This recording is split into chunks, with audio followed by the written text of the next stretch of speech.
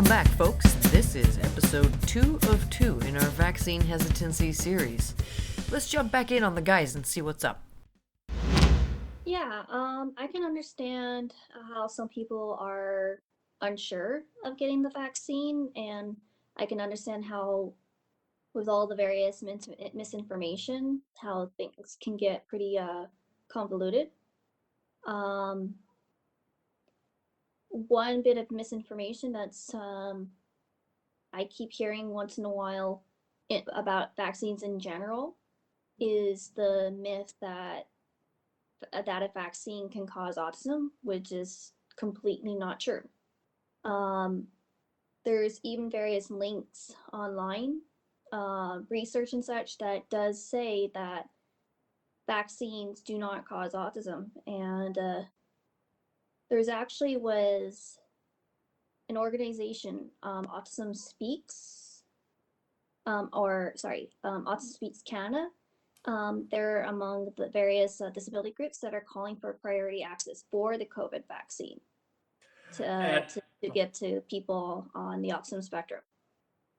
Aaron, just before we move on, we understand there are some people who might not agree with Autism Speaks, so I just want to put a disclaimer out there. We're just using them as a resource here. So again, if you don't agree with Autism Speaks, that's just an opinionated piece on your end. We're just helping with the facts here. So we just want to make that specifically clear. That's just the resource, one of the resources we use, one of the resources that we can use here. So again, if you don't appreciate their services, we completely understand. Everyone has a different take. So yeah, thanks, Aaron. And yeah, that's a good point to bring up. When it comes to people who need the priority, because again, I'm also just want to let your listeners know that I'm also an older brother of a sister with Down syndrome, and it's also important to realize that a lot of our community members are also have other underlying conditions as well.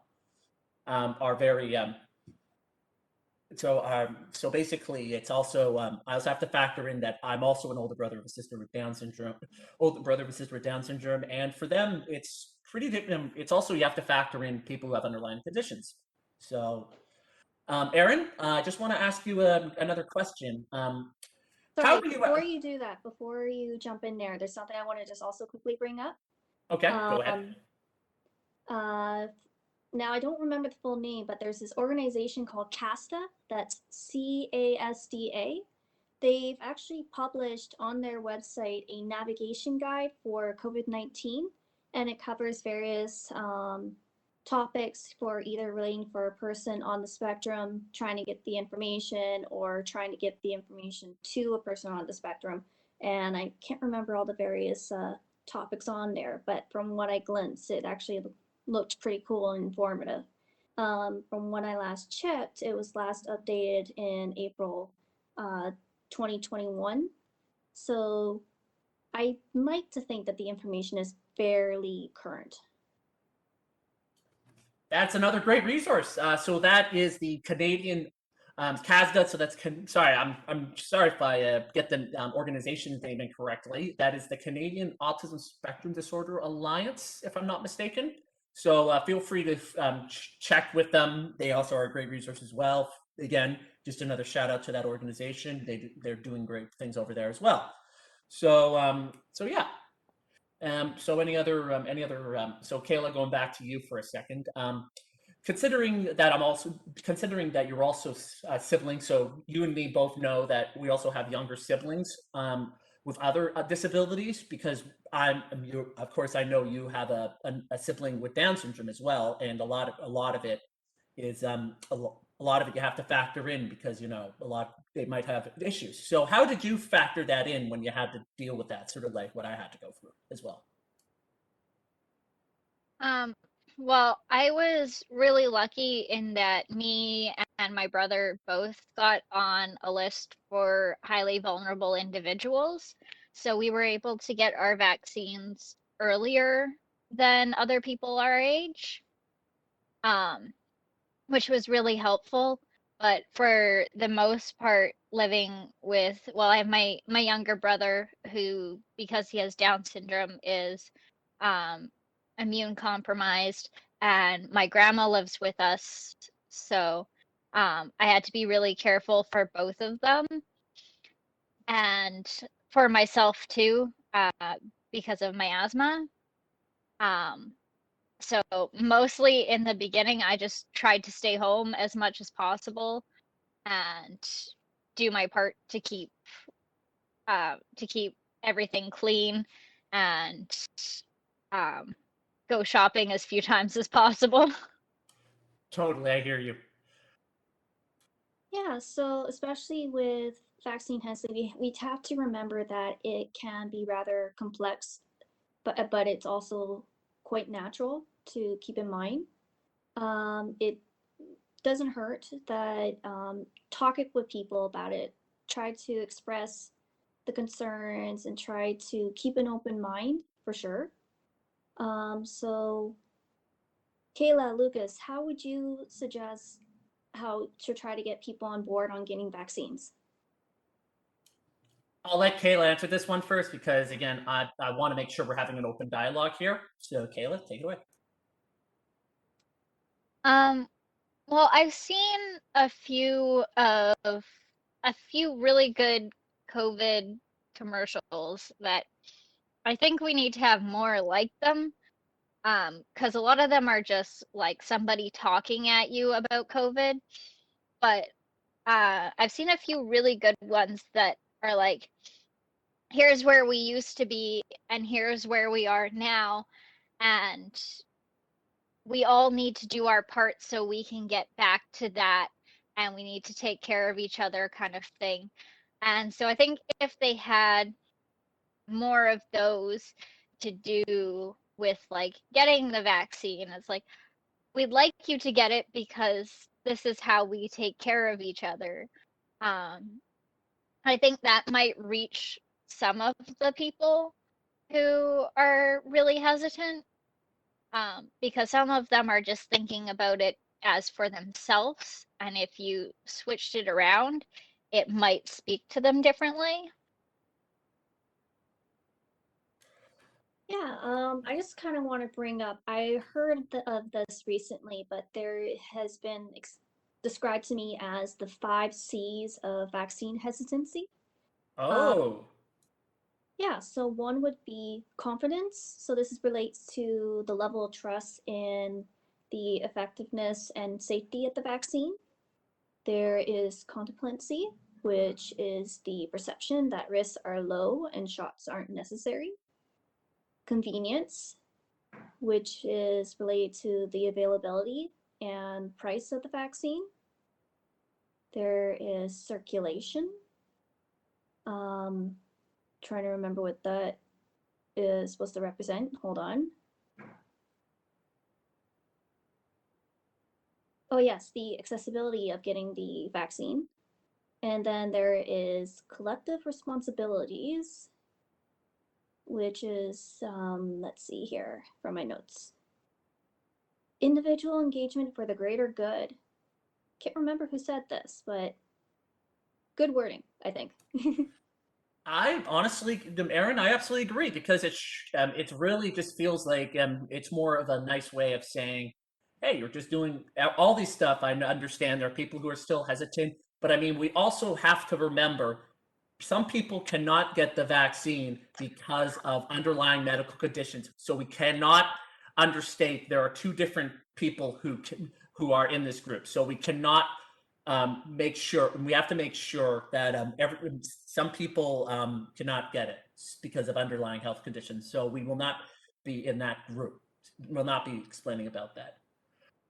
One thing we want to address to everyone's concerns is that doing this, getting your COVID shots. Again, we're just trying to make sure is that you're creating a safe environment for everyone around you. Not just basically, it's not just for yourself you're thinking about, but you have to think about everyone around you. That you're just thinking that I'm making sure I'm protecting myself. Um, making sure I'm feeling comfortable around others. Show some love, be empathetic. Show that this is okay. And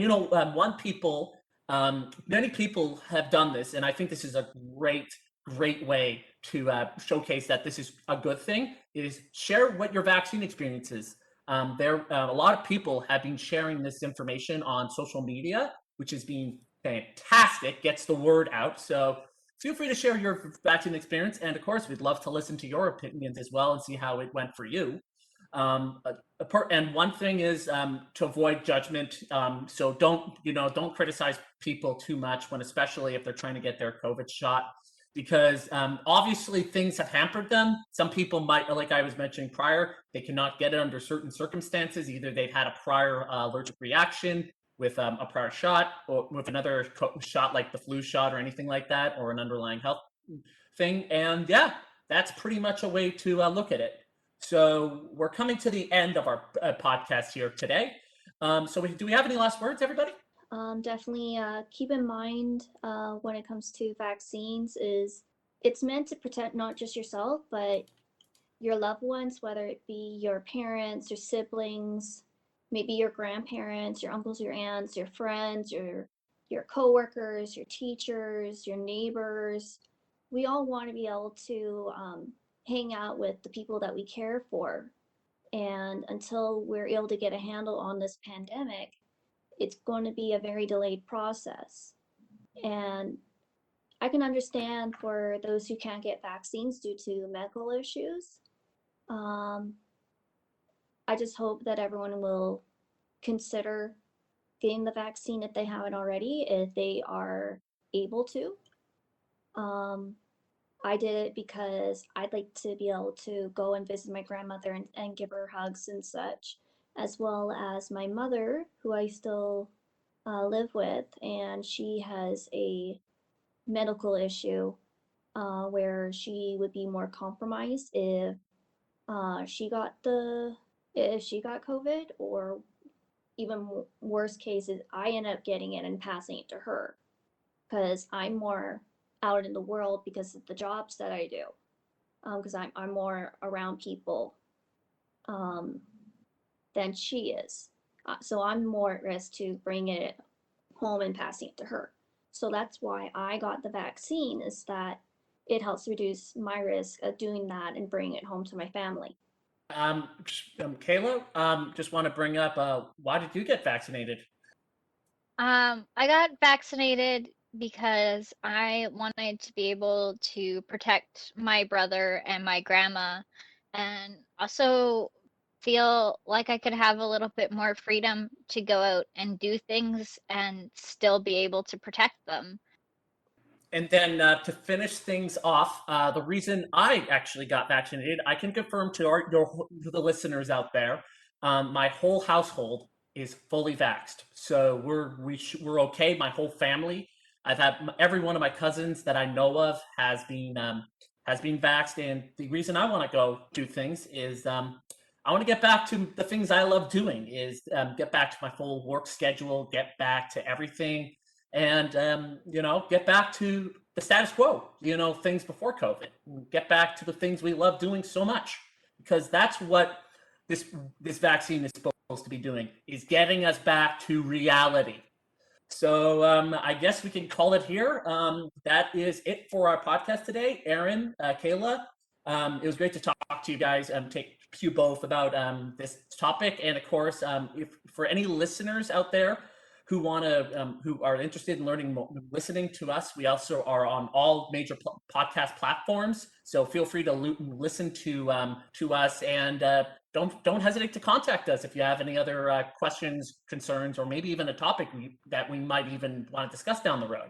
Because we're always listening to our community, and that's what matters most. Is it's your podcast. We want to make sure we're getting it out there. So thanks for listening, and I hope you all have a most excellent weekend. Thanks for having us.